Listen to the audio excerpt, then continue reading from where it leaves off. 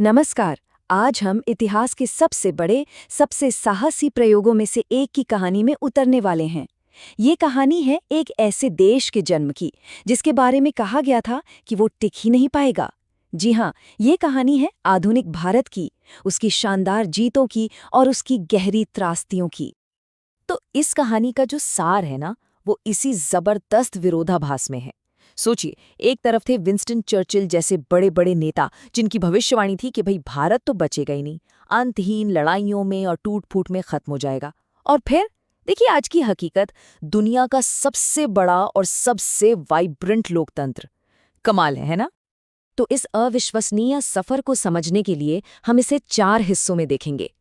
पहले बात करेंगे इसकी आग जैसी शुरुआत की, फिर देखेंगे कि एक युवा लोकतंत्र के तौर पर इसे किन परीक्षाओं से गुजरना पड़ा, फिर समझेंगे बड़े सामाजिक बदलावों के दौर को, और आखिर में बात करेंगे नई सदी में भारत के उदय की। तो चलिए सफर शुरू करते हैं उस दौर से जब एक राष्ट्र आग में तपकर बन रहा था। ये वो पल था जब भारत का वजूद ही दांव पर लगा था और कोशिश थी अराजकता के बीच से एकता को गढ़ने की। देखिए, भारत की आज़ादी एक अजीब से विरोधाभास में पैदा हुई। एक तरफ बंटवारे का दर्द, दंगों की भयावहता और गांधी जी की हत्या जैसी त्रासदियां थीं, जिनके बारे में सोचकर भी रूह कांप जाती है।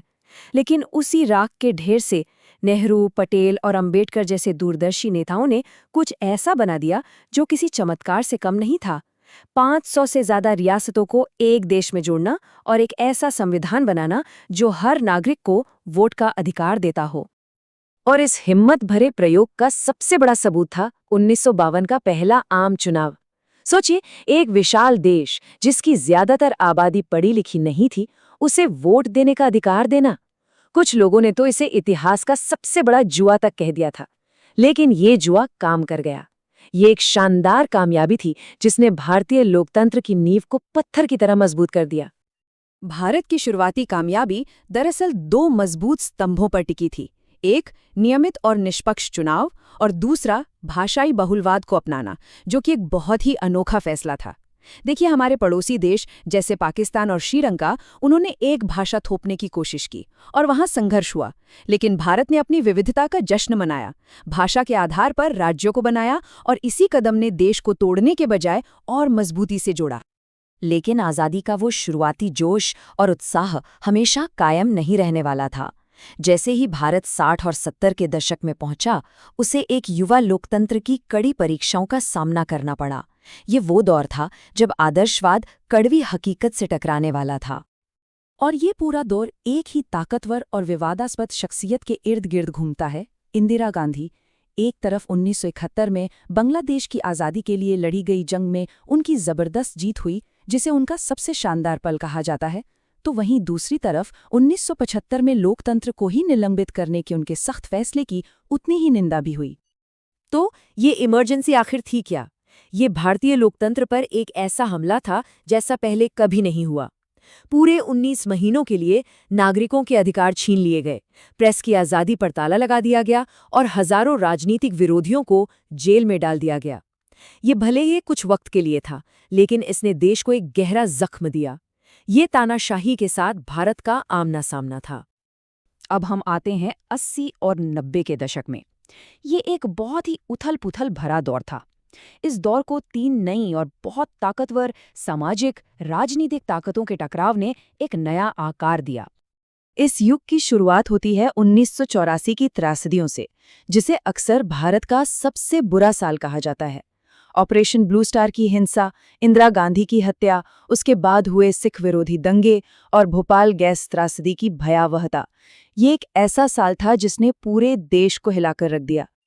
तो पहली बड़ी ताकत थी मंडल। ये अन्य पिछड़ा वर्ग यानी ओबीसी के लिए आरक्षण लागू होने के बाद जाति आधारित राजनीति का एक जबरदस्त उभार था। इस एक कदम ने खासकर उत्तर भारत में सत्ता के समीकरणों को हमेशा के लिए बदल के रख दिया।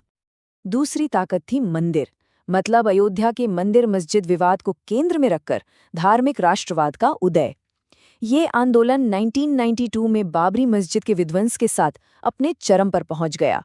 इस एक घटना ने देश को बहुत गहराई से बांट दिया और भारत के सेक्युलर ताने बाने को एक बड़ी चुनौती दी।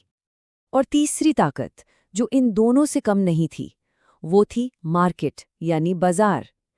1991 में भारत एक बड़े आर्थिक संकट से जूझ रहा था। तब प्रधानमंत्री पीवी नरसिम्हा राव ने दशकों पुराने समाजवाद से हटकर एक बहुत बड़ा कदम उठाया। उन्होंने लाइसेंस परमिट राज को खत्म किया और भारत के दरवाजे दुनिया की अर्थव्यवस्था के लिए खोल दिए। और इन्हीं 3 ताकतों ने मंडल, मंदिर और मार्केट उस भारत की नींव रखी जिसे हम आज जानते हैं। तो चलिए अब नई सदी में चलते हैं और देखते हैं कि इन बड़ी लहरों ने आज के भारत को कैसे गढ़ा है। उन आर्थिक सुधारों का जो नतीजा निकला ना, वो तो कमाल ही था। भारत ने पहले से ही अपनी टेक्निकल एजुकेशन में इन्वेस्ट किया हुआ था और अब सर्विस और सॉफ्टवेयर सेक्टर में जैसे एक धमाका सा हुआ। आप अंदाजा लगाइए, सिर्फ 1 दशक के अंदर सॉफ्टवेयर एक्सपोर्ट $10 करोड़ से बढ़कर $13.3 अरब हो गया। मतलब इसने एक पूरे के पूरे नए मिडिल क्लास को जन्म दिया।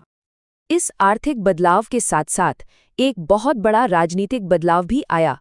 कांग्रेस पार्टी जिसने दशकों तक भारत पर राज किया था, उसका दबदबा खत्म होने लगा और उसकी जगह भारतीय जनता पार्टी यानी बीजेपी भारतीय राजनीति की सबसे प्रमुख ताकत बनकर उभरी, जो अपने साथ राष्ट्रीय पहचान की एक नई परिभाषा लेकर आई। लेकिन इतनी तरक्की के बावजूद ये कहना गलत होगा कि सब कुछ ठीक हो गया है। आज भी भारत कई गहरी और पुरानी चुनौतियों से जूझ रहा है। चाहे वो कश्मीर और नॉर्थ ईस्ट जैसे इलाकों को मुख्यधारा से जोड़ने की चुनौती हो, या फिर आर्थिक विकास का फायदा सब तक पहुंचाने की, समाज में जो गहरी खाइयां हैं उन्हें पाटने की कोशिश आज भी जारी है। इतिहासकार रामचंद्र गुहा इस बात को बहुत खूबसूरती से कहते हैं। वो कहते हैं कि भारत असल में सफलताओं और असफलताओं का एक गहरा मिश्रण है, एक ऐसा देश जो हमेशा बन रहा है, एक अधूरा काम। और इसीलिए भारत का ये महान प्रयोग आज भी जारी है।